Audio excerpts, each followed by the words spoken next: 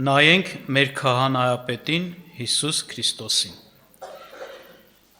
Սա մի հրաման է, որ հնչեցված է Սուրբ գրքում։ Այսինքն Աստված, Աստծո հոգին մեզ պատվիրում է, հրամայում է, որ նայենք։ Եվ ես կուզեմ կարդամ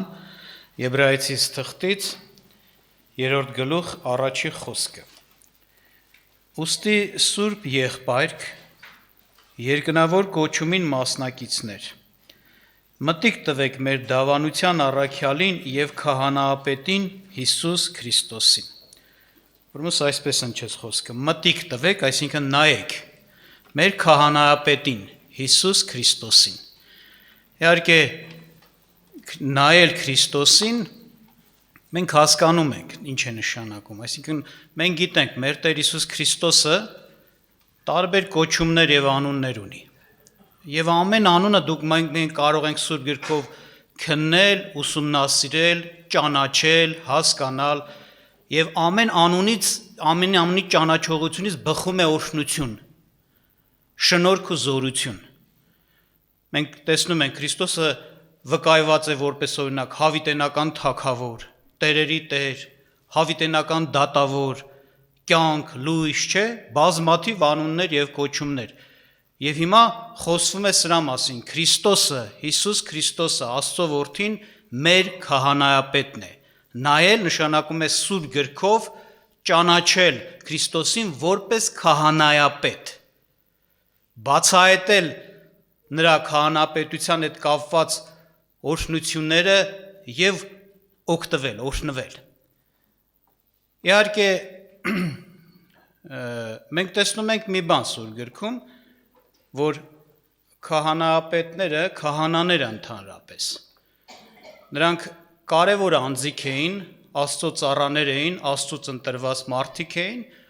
որոնք կարևոր գործ էին իրականացնում։ Ինչն էր նրա գործը, քահանայի կամ քահանայապետի, քահանաների պետի, այսինքն, նրա գործը կարում էր սա, նրանք կարծես թե Աստծո եւ մարդկանց միջև մի կարևոր օգնող անձիկ էին, միջնորդություն անողներ։ Դուք գիտեք,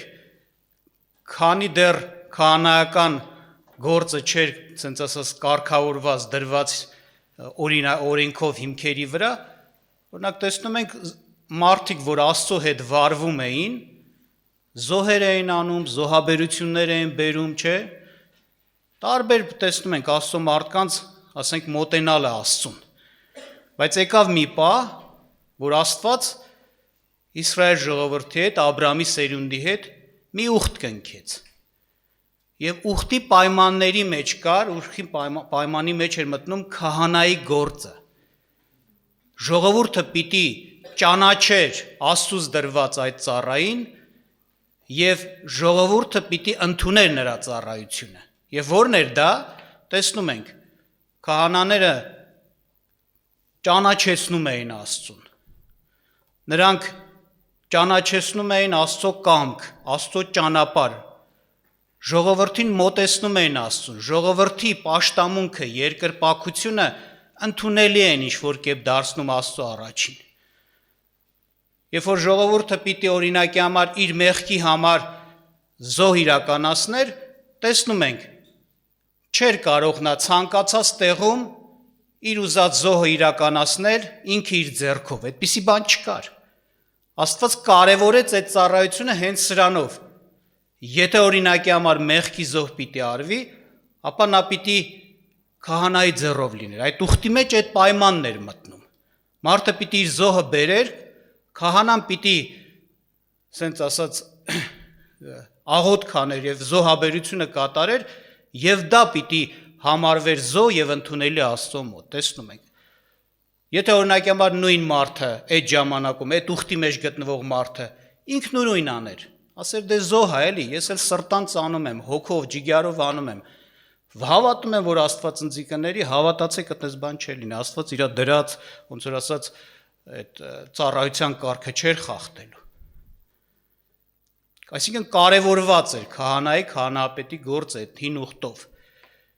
Հետաքրքիր է, որ երբ որ Քրիստոսը եկավ եւ նոր ուխտը հաստատվեց, Սուրբ գրքում կարդում ենք, որ քահանայական գործը չդադարեց։ Եվ Քրիստոսին Սուրբ Գիրքը անվանում է քահանայապետ, այսինքն կան քահանաներ նորից նուրուխտով եւ կա դրանց գլխավորը, քահանաների գլխավորը, պետը։ Հիսուսը քահանայապետ։ Եվ Տիրոջ խոսքը էս ասում, հրամայում է մեզ, նայեք նրան, ճանաչեք Քրիստոսին որպես քո քահանայապետ։ Այսինքն իրականության մեջ նա նույն գործառույթներն է կատարում մարդու համար։ Ուղղակի այս քահանայապետը կատարյալ քահանայապետ է։ Եթե նախկին քահանայությունը, որ կար հին ուխտում, դրանք նորից իրենց արդյունքը բերում էին, բայց հենց քահանաները Սուրբ Գրքում գրված է տկարություններով լցված էին, պակասություններով լցված էին, եւ բնականաբար իրենց ծառայության արդյունքն էլ կրներ տկարություններով ու պակասություններով որոշակի, որտեղ իրենցից կախված բաներ կար։ Եթե իրենք պիտի օրինակ ճանաչեցնեին Աստծուն, բայց իրենք կատարյալ չեն ճանաչում, օրինակ եմ ասում։ Եթե իրենք պիտի օգնեին ժողովրդին իրենց մեղքերի մեջ, որ մարդուն օրինակ խորհուրդ տային, ինչպես վարվեն, որ հաղթահարեն մեղքը, բայց իրանք էին ընկնում մեղքերի մեջ, բնական է իրենց ծառայությունը պիտի լիներ պակասությունով եւ տկարությունով։ Շատ հարցերում կարծես թե սենց իրենք օգնության կարիք ունեին, մնաց ուրիշին օգնեին։ Բայց Քրիստոսի մասին ինչ է ասում։ Դուք գիտեք նախ, հին ուխտի քահանայական կարգը, ինչպես ասեցինք, օրենքի պահանջով հաստատվեց։ Եվ ընտրվեց ղևտացիների ցեղ, որ պիտի խորանին ծառայություն անեին, եւ ղևտացիներից էլ մի ճյուղ Ահարոնի սերունդը, որ պիտի քահանայություն անեին։ Նրանք օրենքով էին կարգվում։ Ով ծնվեց այդ ցեղից, նա կարող էր այդ իշխանության մեջ մտնել, ասենց ասած, պատրաստվել եւ մտնել։ Բայց Քրիստոսի համար էս է ասվում։ Նա Աստծուց դրվեց քահանայապետ, բայց նրա դրվելը ոչ թե օրենքի ուժով ելավ, ոչ թե սերնդե սերունդ, չէ, տեսնում ենք ինքը ղևտացիների ցեղից չէր ծագումով, ինքը Հուդայի, չէ, ցեղից էր։ Եվ ինչ ենք տեսնում, Աստված նրան երթումով հաստատեց որպես քահանայապետ։ Ովքեր երթումի, ասենք ասած, երթման վարդապետությանը ծանոթ են, գիտեն, Աստված կատարյալ բաների վրա է երթվում։ Անփոփոխ, կատարյալ բաներ։ Եվ դրա համար էլ ինչ է գրում Սուրբ Գիրքը, Եբրայեցիս թղթում կուզեմ կարդամ ձեզ համար 7-րդ գլխից, այսօր ես այդ Եբրայեցիս թղթից համարներ կկարդամ մի քիչ շատ, 21-րդ խոսքը, որ ասում է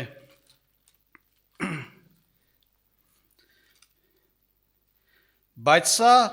երթումով նրա ձեռովը, որ ասեց նրան, այսինքն Աստծո ձեռովը, որ ասեց, Տերը երթում արավ եւ չի զղջա, դու քահանա ես հավիտենական Մելքիսեդեկի կարգի պես։ Իսկ նույն գլխի 28-ում ասում է, որովհետև օրենքը մարդիկ է կանգնեցնում քահանապետներ, որ տկարություն ունեն, բայց երթումի խոսքը, որ օրենքից հետո է,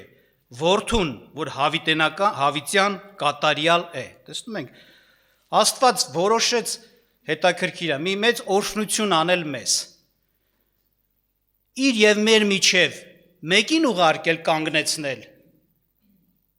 մեկին միջնորդ դնել, մեկին օգնական դնել, որ մենք մեզ Աստծուն մոտեցնողը ինքը կատարյալ լինի եւ մեզ էլ կարողանա կատարյալ մոտեցնի Աստծուն։ Ոչ մի պակասություն չունենա։ Սա մեծ օրհնություն է մարդկության համար, որ Քրիստոսը ամայն մարդկության համար քահանապետ է ուղարկված։ Այսպես է։ Եվ բնականաբար տեսնում ենք Աստված այո իր անձերից մեկին դրեց այս կարգի մեջ, որդին Հիսուս Քրիստոսը անով մարդացավ, եղավ բոլորովին մեզ նման մարդ, ինչպես Սուրբ Գիրքն է ասում։ Այսինքն մեկը, որ հաղորդ է մեր կարիքներին, գիտի ինչ է նշանակում մեղք, ինչ է նշանակում փորձություն, ինչ է նշանակում սատանայից փորձվել, մարդկային բնությունից փորձվել, այսինքն մեր ապրումներին տեղյակ, մեր դժվարություններին տեղյակ, ոչ թե մեզանից, ասենց ասած, կտրված ուղակի զորություն ունեցող օգնող, չէ, այլ մեզ լավ հասկացող մեկին։ Բայց ոչ միայն մեզ լավ հասկացող, մեզ հետ մեկացած մեկին, այլ նաև կատարյալ մեկին, որ կարող է մեզ ամեն բաներում օգնել եւ իր քահանապետական գործը դրանում է կայանում։ Մեր սենց ասած անձը, մեր զոհերը, մեր գործերը, մեր ծառայությունը մեզ ընդունելի դարձնի Աստծո մոտ,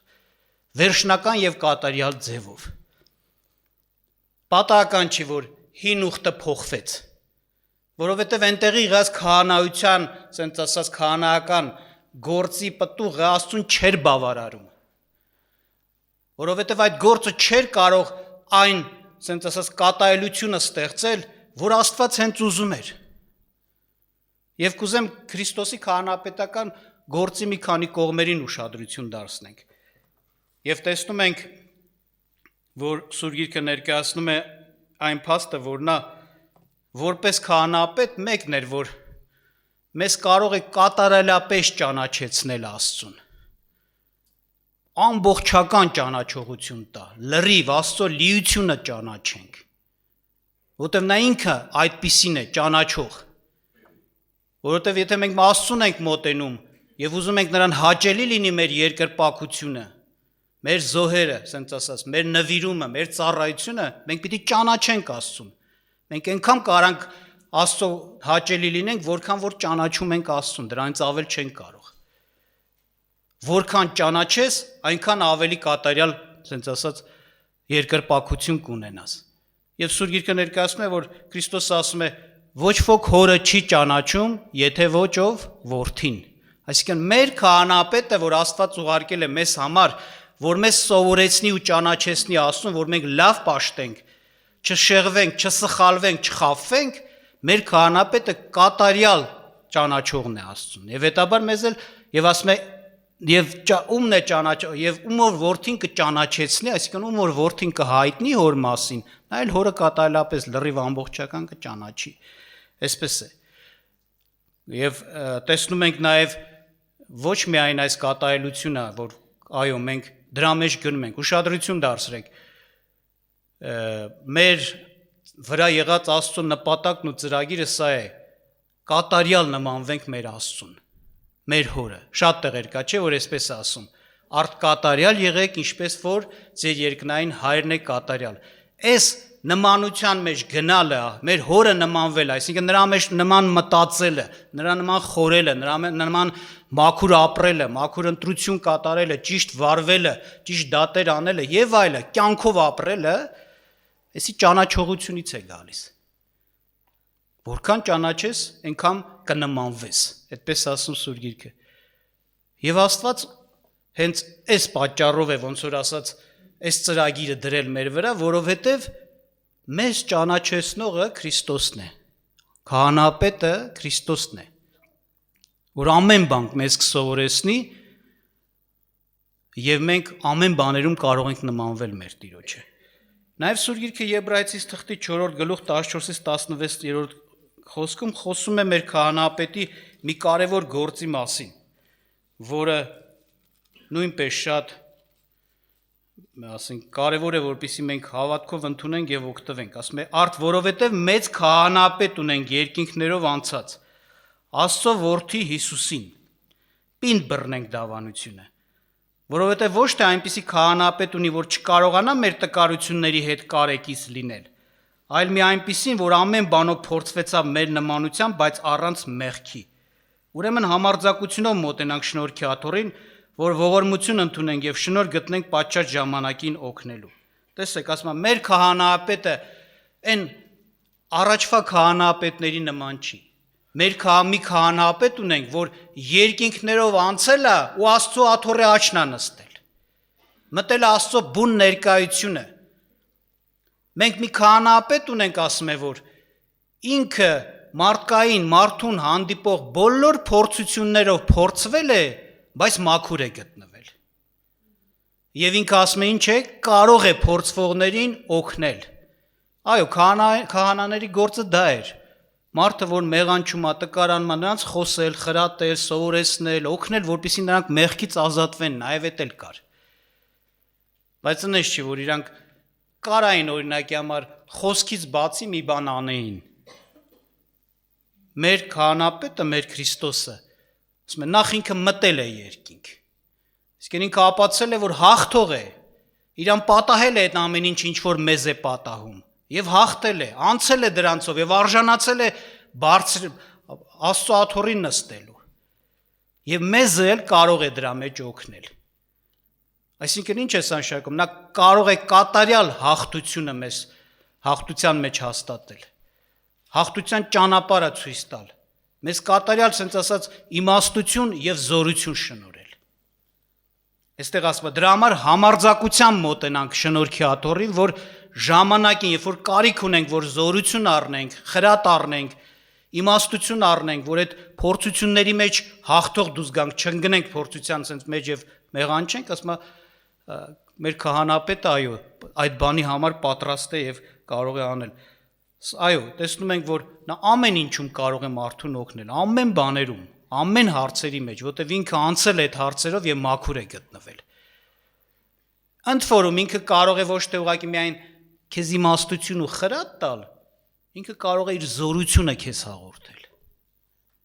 Իր շնորհքը քեզ հաղորդել։ Կարողություն, որ դու հաղթես, ինչպես որ ինքը հաղթեց։ Այսինքն մեր քահանապետը հատուկ մի քահանապետ է։ Նա կարող է իր այն զորությունով, որ հաղթանակ բերեց իրեն հենց մեղքից, փորձություններից, մաքուր դուրս եկավ, այդ զորությունը մեզ տալ, դրան հաղորդ դարձնել։ Այսինքն նա մեկացած է մեր հետ նաև, հասկանում եք, սա շատ կարևոր մի բան է։ Իմ զորությունը ոնց որ ասի, ձեր զորությունը թող լինի։ Այն ինչով ես հաղթեցի, ձեզ եմ տալիս, որ դուք էլ հաղթեք։ Ահա այսպիսին քահանապետ ունենք։ Եվ եթե ինքը կատարյալ հաղթություն ունեցավ, ոչ մի բանում չպարտվեց, ինքը կարող է մեզ էլ հենց այդպիսին դարձնել։ Մեկը կարող ասել, գուցե էսի բանա, ասենց ասած անհնարին է, գուցե իր անձին է նայում, իր կյանքին է նայում, բայց դու Քրիստոսին նայ, դրա ասում, նայեք ձեր քահանապետին։ Ձեզ օգնողին նայեք, նրա զորությանը նայեք։ Եվ հուսացեք, եւ համարձակությամբ ասում, ինչ արեք, մոտեցեք, վստահ որ նա կանի։ Ինքը արել է եւ ձեզ էլ կորցնի այս բանի մեջ, փառք Տիրոջը սրա համար։ Կամ հետաքրքիր է տեսնում ենք քահանապետի քահանաների գործի ամենակարևոր մասերից մեկը ժողովրդի համար մեղքի հետ կապված զոհեր, զոհաբերություններ մատուցելն էր, չէ՞։ Մարդիկ մեղանչում էին գրվածքի համապատասխան, Աստծո դրած կարգի համապատասխան զոհ են բերում, քահանան այդ զոհը անում էր, ինքն էր անում, եւ Աստված այդ զոհի հիման վրա ներում էր այդ մարդին, որպեսզի այդ մարդը ազատվի այդ մեղքի պատժից։ Բայց Սուրբ Գիրքը ինչ է ներկայացնում, որ թեկուզ զոհը արվում էր եւ դա իր արդյունքը տալիս էր, բայց Սուրբ Աստծուն դա ամբողջապես էդի չէր բավարարում։ Ասում է զոհերի արյունը ամբողջապես մեղք վերառնել չեն կարող։ Այդ զոհերը, օրինակ, մի զոհը այդ մեղքի համար էր։ Հաջորդ մեղքի համար այդ նախ առաջ արած զոհը էլ ուժ չուներ։ Մարդը նոր զոհ պիտի բերեր։ Էլի արեց, էլի նոր զոհ պիտի բերեր։ Բայց նաև զոհը չէր կպնում մարդու, սենց ասած, այդ մեղանչական էությանը, որից եւ առաջանում էր, ծնվում էր մեղքը։ Մարդը նորից ու նորից, սենց ասած, մեղանչում էր եւ որի էլի կարիք ուներ զոհի զոհաբերության։ Դրա համար Սուրբ Գիրքը այդպես է ասում Եբրայեցիս թղթում, որ զոհերը չէին կարող մեղք վեր առնել, բայց Քրիստոսը նախ հետաքրքիր է, նա այն քահանայապետն է, որ կատարյալ է նաև իր զոհով։ Այսինքն նա այնպիսի զոհ է մատուցում Աստծո առաջին մեր մեղքերի համար, որ կատարելապես է սրբում մեղավորներին, մեղ գործողներին։ Ոչ թե մենակ ներում է բերում մեր կյանքում։ Ոչ թե մենակ մենք դատաստանից ու պատժից, բարկությունից ենք ազատվում, այլ Քրիստոսի զոհը ընդունողները այդ զոհաբերության պատճառով նրանց ներսը, էությունը, բնությունն է սրբվում, նրանք դառնում են Աստծո նման, նրանք դառնում են աստվածային բնությունով, աստվածային, ասենց ասած, խասյաթով, բնավորությունով, էությունով, աստվածային սուրբ կյանք ապրելու զորությունով, այսպիսի զոհատերը բերում, ընդ որում մեկ զոհ, ավել չէ, ոչ թե ամեն մեղքի համար, ոչ, մի զոհ, որ բոլոր ժամանակների համար է եւ ամբողջապես, այսինքն իրոք այդ զոհը մեղքը վեր է առնում, ինչպես գրված է, մեղքը վերացնում է։ Պատական չի, որ ապագայում երկնքի արքայության մեջ չի լինելու ընդհանրապես մեղքի ներկայություն, մեղք գործողներ, մեղքի հետևանք, ոչինչ չի մնալու։ Դա Քրիստոս զոհի միջոցով է։ Եվ յուրահատկությունը կանում է սանում, որ Հիսուսը ուրիշ ինչ-որ մի, այսպես ասած, կենդանիներ չվերցրեց ու զոհաբերեց։ Որտեվ Սուրբ Գիրքը ներկայացնում է, ես կկարդամ ձեզ համար, ասում է Աստծո խոսքն է ներկայացում, ասում է ցուլերի եւ կարդամ ավելի լավ է ձեզ համար, Եբրայեցիս 10-րդ գլխից է ասում դա, ասում է ողջակեզների եւ մեղքերի համար պատարակ չհաճեցիր։ Այս Տիրոջ խոսքն է, ուղված հորը, Աստված հայրը չի հաճենում դա, այսինքն իրան չի բավարարում են ողջակեզներն ու զոհերը, որ արվում էր, որտեվ իր ուզած սրբությունը չէր իրականացվում, որ մեղք ընդհանրապես վերանար եւ էլ ոնց որ ասած մարդը բոլորովին մեղքից ազատ լիներ։ Ասում անժամանակ ասեցի թե Հիսուսն է խոսում։ Ահա գալիս եմ գրքի տոմսումը գրված ինձ համար քո կամքը անելու, ով Աստված։ Ասում վերևում ասելով թե զոհի եւ պատարակի ողջակեզի եւ մեղքի համար պատարակներ չկամեցար եւ չհաճեցիր նրանց, որոնք օրենքի համեմատ էին մատուցվում։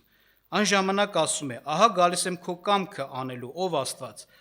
Առաջինը դեն է գցում, որ երկրորդը հաստատի, որ այն կամքովը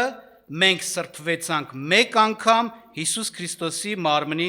պատարակումը։ Իսկ 14-ում ասում, որտեղ մեկ պատարակով հավիտյան կատարեց սրբվողներին։ Այո, այս քահանայապետը նաև կատարյալ է իր զոհով։ Եվ այդ զոհը հենց ինքն է, հետաքրքիր է։ Գիտենք, դա հեշտ բան չէր, Սուրբ Գիրքը ներկայացնում է Քրիստոսը իր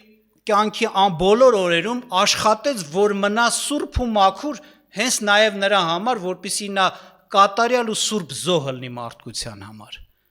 Եբրայեցիս նույն Եբրայեցիս 5-րդ գլուխը կարդում ենք 7-րդ խոսքից ասում է, ինքը իր մարմնի օրերում սաստիկ աղոթք, աղաչանք, արտասունքով ասում է, աղոթք էր անում նրան, որ կարող է իրեն մահից փրկել։ Եվ իր բարեպաշտության պատճառով լսվեցավ, եւ երբ որ ասում է կատարվեցավ, այսինքն ինքը իրոք իրան պահեց կատարյալ մաքուր, ասում է փրկվողներին էլ կատարյալ արեց։ Քրիստոսը այո իր անձը մաքուր պահեց, որպեսզի զոհ լինի։ Նա մենակ չէր ուղակի քահանայապետ, նա նաև զոհն էր։ Եվ Սուրբ Գիրքը ասում է, երբ որ ինքը ներկայացավ Աստծո առաջին, որպես քահանայապետ, ինչպես ամեն քահանայապետ զոհով էր, արյունով էր ներկայանում Աստծուն, մեղքերի թողության համար, նա ներկայացավ, ասում է, բուն իր արյունով։ Այսինքն ոչ թե մի բանի մեջ արյուն էր լցած եւ, այսինքն իր գործով, խաչի գործով, մահով ու հարությունով։ Եվ ասում է, այդ գործը կատարելապես սրբեց սրբաներին մարդկանց։ Այո, մենք պիտի ճանաչենք հենց այսպես։ Եվ դրա համար է, որ երբ որ մենք մեղք ենք գործում, այո, մենք մոտենում ենք Աստծուն, ինչպես։ Հենց Քրիստոս զոհով։ Մենք մոտենում ենք Աստծուն նաև Քրիստոս քահանայապետով, որ մեզ համար բարեխոս ու միջնորդ է մեր Աստծո առաջին, նա երկինք է մտել, բարձրացել է երկինք, ընդ որում Սուրբ Գիրքը հետաքրքիր է խոսում, ասում է, որ եթե երկրի վրա տաճար կար, որ այդ տաճարում էր, չէ, այդ զոհերը զոհաբերությունները արվում եւ քահանան երևում էր Աստծո առաջին այդ տաճարում արյունով, Քրիստոսը ասում է մտավ երկնային տաճարը, անձեռակերտ, այսինքն մարդու ձեռով չստեղծված, որ Աստված է ստեղծել։ Այսինքն նրա, ասենք ասած, քահանայության տաճարը լավագույնն է, երկնքում լինողն է, կատարյալն է, համեմատած օրինակ այն նախկին քահանայություններին, դրա համար նախկին տաճարը նաև վերացավ, ավերվեց։ Եվ հետաքրքիր է նաև տեսնում ենք, սա ինչ է մեզ տալիս, ասենք, երբ որ ճանաչում ենք Քրիստոսին իր որպես կատարյալ զոհով քահանայապետ եւ կատարյալ սրբություն բերող, բնական է մեզ այս հնարավորությունն է տալիս, որպեսզի մենք մեր բոլոր մեղքերի համար հույսով, հավատքով մոտենանք Քրիստոսին, որ նա որպես քահանայապետ մեզ համար միջնորդություն անի Աստծո առաջին եւ ներվի մեր մեղքերը, ջնջվի, չհիշվի եւ նաեւ ոչ միայն ներվի, դրա համար Սուրբ Գիրքը ասում է, որ կներե ձեզ եւ կսրբե ամեն անիրավություն, այսինքն ձեր էությունից էլ, բնությունից էլ, ներքնաշխարից էլ պիտի ջնջվի։ Այդ արմատները արմատախիլ պիտի արվի, որ դուք մաքուր կարողանաք ապրել։ Ոչ թե ուղղակի միայն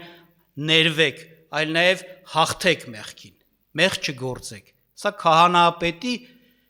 զոհի արդյունքն է, քահանապետի քահանայության արդյունքն է, որ կատարյալ է իրոք։ Եվ հետաքրքիր է, որ Սուրբ Գիրքը ներկայացնում է հին ուխտի քահանապետների համար, բնական է, նրանց աշխատանքը սա էր, որ մարդիկ մոտենան Աստծուն, հաղորդակցվեն Աստծուն, Աստծուն ծառայեն, երկրպագեն, կենթանի հաղորդակցության մեջ լինեն։ Նրանք այդ աշխատանքը տանում էին։ Բայց հենց իրենց համար գրված է, Սուրբ Գիրքը ներկայացնում է, նրանք տարին մեկ անգամ քահանայապետը տարին մեկ անգամ մտնում էր սրբության սրբոց, այսինքն բուն Աստծո ներկայության տեղը, որ այդ տաճարում կամ երբ որ տաճար չէր, խորանում կար։ Տարին մեկ անգամ զոհի արյունով։ Մեկ ուրիշ անգամ թույլատրված չէր։ Եթե մեկ ուրիշ անգամ մտներ, կխփվեր, կհարվածվեր, կմեռներ։ Այդ մի անգամ է։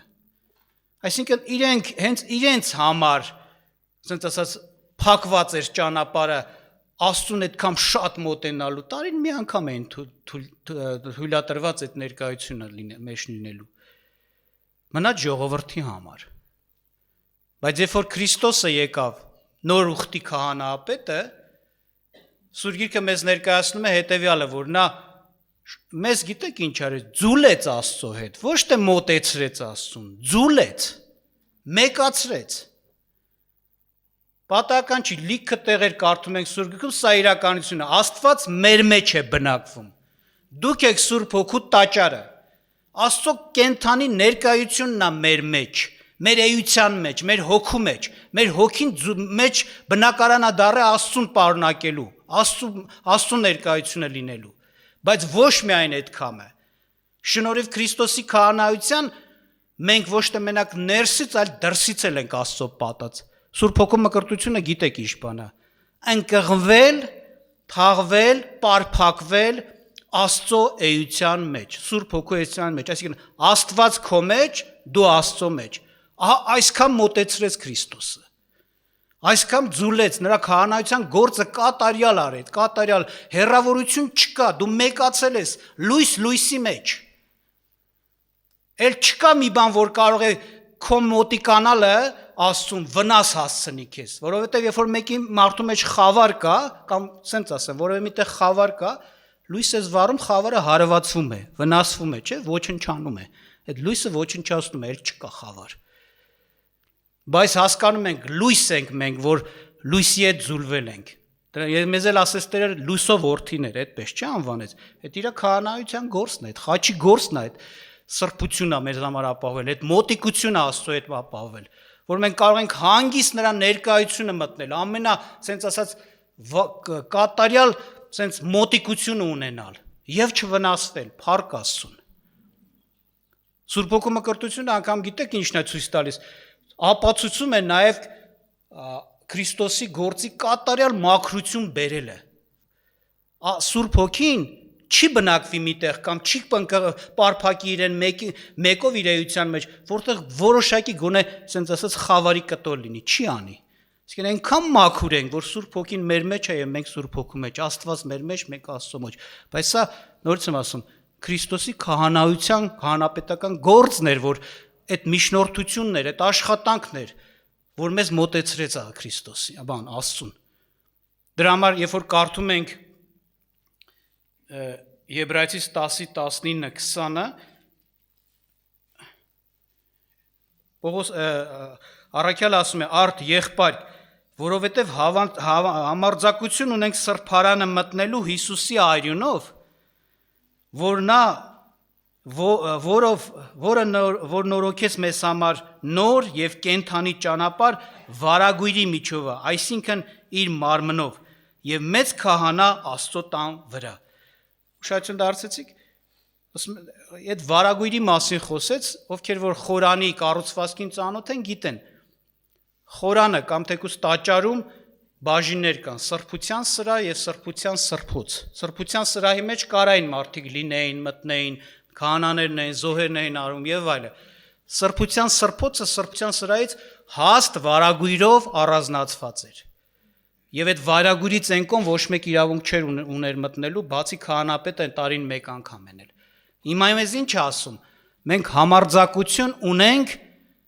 ինչ անելու, մտնելու Աստծո ներկայությունը, այդ վարագույրից ենկոմ էլ անցնելու, Աստծո բուն ներկայության մեջ լինելու, բնակվելու, ապրելու, վարվելու, հաղորդակցվելու փառք Տիրոջը։ Սրանից սերտ, սրանից անմիջական, սրանից մոտիկ հաղորդակցություն, հարաբերություն չկա, էլ դրանից ավելին չկա։ Ու լավ իմացեք, նոր ուխտը չի փոխվելու էլ, վերջացավ։ Գուցե մեկը մտածի հին ուխտ, նոր ուխտ, գուցե մի հատ էլ ուրիշ ուխտ կլինի երկնքում կամ որևէ ժամանակում, չկա տես բան։ Գիտեք խի, որովհետև այս նոր ուխտը ամեն ինչ կատարյալ է անում։ Հինը խի փոխվեց, որովհետև նա չէր կատարյալ անում։ Որոշակի բաներ, ասենց ասած, հարցեր լուծում էր, բայց ոչ կատարելապես։ Բաց բաներ մնում էին, պակաս բաներ մնում էին, բայց այս նոր ուխտով ամեն ինչը կատարյալ է անում, որովհետև նոր ուխտի քահանապետն է կատարյալ։ Հենց Աստծո հետ մեկացումը, նորից ասում, կատարյալ մեկացում է ստեղծում։ Չկա ավելի մոտիկ մեկացում։ Եթե ավելի մոտիկ լիներ, գուցե կասենք, այո, նոր մի բան պետք է լինի, որ ավելի մոտիկացնի։ Ոչ, այդպես չի։ Եվ նաև Սուրբ Գիրքը ներկայացնում է Քրիստոսի որպես նոր ուխտի միջնորդ, երաշխավոր, այսպես է ներկայացնում։ Մենք գիտենք, Հիսուսը դարավ մեկը, որ եւ ասենց ասած միջնորդություն արեց, որ հաստատվի մարդու եւ Աստծո միջև այդ նոր ուխտը, որը Սուրբ Գիրքը ասում է լավագույն, ավելի ազնիվ խոստումներ ունի։ Եվ նաև Քրիստոսը երաշխավոր է կոչված այդ նոր ուխտում։ Համարները ես կասեմ, Եբրայեցիս 8:6-ում է ասում միջնորդության մասին եւ 7:22-ում էլ նոր ուխտի երաշխավոր լինելու մասին։ Այսինքն, գիտեք ոնց, լավագույն ուխտն է սա։ Քրիստոսը քահանապետ է լավագույն ուխտով հաստատված։ Հիշեք, հին ուխտով քահանական կարգը հաստատվեց։ Հին ուխտով էդ էլ ուխտի պայմանի մեջ էր մտնում նաև քահանայական գործը եւ ժողովրդի պայման էր դրված, որ քահանայով մոտենա, այո, Աստծուն իր այդ հարցերը լուծի։ Նոր ուխտով էլ այդպիսի բան կա։ Բայց այս նոր ուխտը, ասում է, ազնիվ ու լավագույնը Սուրբ Գիրքը ասում, այսինքն, գիտեք ինչ, հին ուխտը իր խոստումներն ուներ։ Եթե դու պահես քո ուխտը, Աստված իր պայմանը կկատարի եւ այդ պայմանի մեջ մեծ օրհնություններ կար, որ խոսված էր։ Բայց այն օրհնությունները, որ Աստված խոսում է նոր ուխտով, որ Հիսուսը դարավ դրա միջնորդն ու երաշխավորը, դա առավելագույնն է, դա կատարյալն է, դա բացարձակն է, դրանից ավելի խոստումներ չկան։ Հիսուսը, գիտեք, մի ուխտի միջնորդ դարավ, շնորհիվ որի որ մենք ձեռքի դառնում ենք աստվածային ունեցվածքի ժառանգորդներ։ Աստված ինչ ունի, ուխտի ժողովրդին է տալու։ Այսինքն դրանից մեծ բան չկա։ Չկա ավելի բան, հասկանում եք, որ ավելին էլ լինի, ավելին տրվի կամ ավելի հույս ունենք, չէ, ամեն ինչը, վերջնականը, լրիվն է տարվում։ Դրա համար սա կատարյալ ուխտ է, Հիսուսի քահանայության պատճառով։ Եվ գրված է, որպեսզի այդ ուխտը ուժի մեջ մտնի, այսինքն ժառանգորդներ ենք մենք, կտակը արված մեզ։ Այդ կտակը սկսի գործել, դու գիտեք, ցանկացած մարդ, որ կտակում է իր ունեցվածքը որևէ մեկին, քանի ինքը կենթանի է, այդ որևէ մեկը, այդ անձը չի կարող այդ ունեցվածքը տնօրինի, տիրապետի սեփականություն որպես օգտագործի, չի կարող, քանի կտակարարը, կտականողը կենթանի է։ Որպեսզի դա ուժի մեջ մտնի, անպայման կտականողը պիտի մահանա։ Մահանալուց հետո բացվում է կտակը եւ այդ իրավունքներով ինքը տնօրինում է այդ ժառանգությանը, որ կտակով տրված է։ Սուրբ Գիրքը ասում է Հիսուսը նաեւ հետաքրքիր է, նաեւ դարավ հենց այդ աստվածային անձը, որ իր ունեցվածքը, իր աստվածային ունեցվածքը կտակով ժառանգեցրեց իրեն հավատացողներին, իրեն ընտրողներին, ինքը մեռա, որ այդ կտակը ուժի մեջ մտնի, փառք Աստծուն։ Եվ դա գրված է, գիտեք, օրինակ Եբրայեցիս 9-րդ գլուխ 15-18 խոսքերում, կուզեմ հիշեցնեմ։ Սրա համար նա նոր ուխտի միջնորդ է, որ երբ որ մահը եղավ այն առաջի ուխտի ժամանակում գործված հանցանքների քավության համար, խոստմունք առնեն հավիտենական ժառանգության կանչվածները, հավիտենական ժառանգություն ունենք, որովհետև որտեղ որ կտակ կա, հարկավոր է, որ կտակարարի մահը մեջ մտնե, որովհետև կտակը մեռնելուց հետո է հաստատ, որ նա երբեք զորություն չունենա, քանի դեռ կտակարարը կենդանի է, ուստի եւ առաջինն էլ առանց այրունի չհաստատվեց։ Ուրեմն խոսում է այո, հենց այս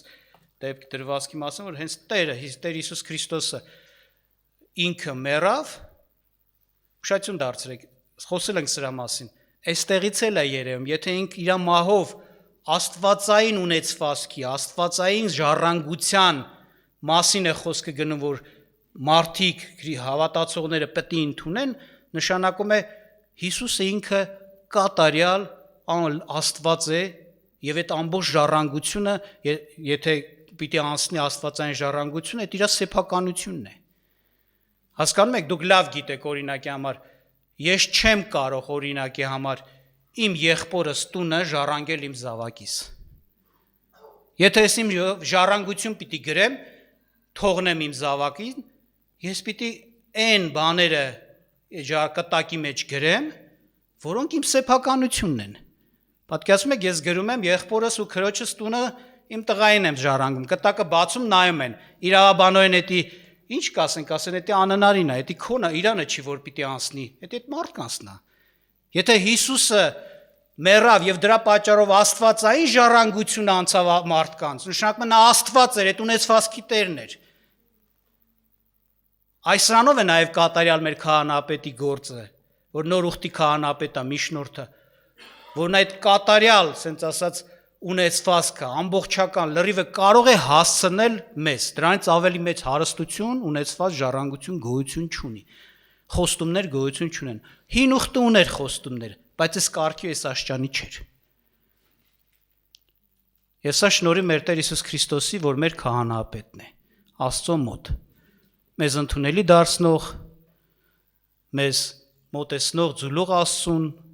մեզ կատարյալ սուրբ անող իր քահանայական գործում, մեզ կատարյալ Աստծուն ճանաչեցնող, մեր երկրպագությունը, պաշտամունքը կատարյալ դարձնող Աստծո առաջին։ Փառք Աստծուն սրա համար։ Ուրեմն ինչպես որ Սուրբ Գիրքը ասում, նայենք մեր քահանայապետին Հիսուս Քրիստոսին։ Աղոթ կանենք, շնորհակալ լինենք Աստծուց։